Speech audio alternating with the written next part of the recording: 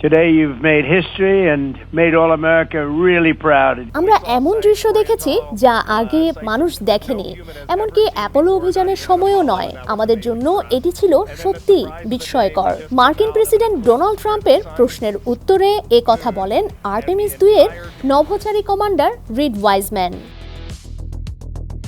Trump তার কাছে জানতে চেয়েছিলেন এই ঐতিহাসিক সফরে সবচেয়ে অবিস্মরণীয় অংশ কোনটি। উত্তরে নভোচারী রিড এই কথা জানান, পৃথিবীর বাইরে এখন পর্যন্ত সবচেয়ে দূরবর্তী স্থানে যাওয়ার নতুন রেকর্ড গড়লেন আর্টেমিস 2 এর নভোচারীরা।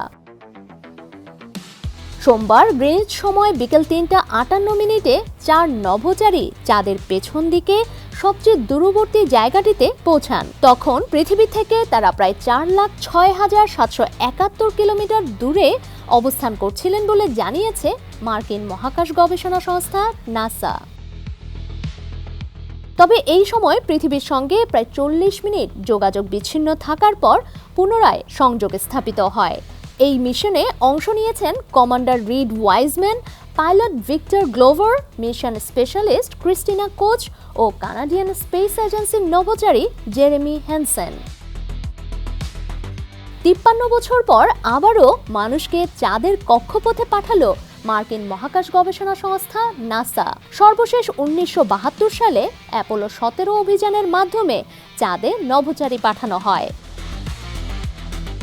নভোচারীরা যাত্রা করেন ওরিয়ন নামের অত্যাধুনিক ক্রু ক্যাপসুলে, যা বিশেষভাবে গভীর মহাকাশে মানুষ বহনের জন্য তৈরি করা হয়েছে।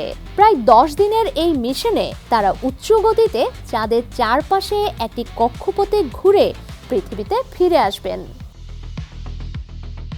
ডেস্ক রিপোর্ট, সমকাল।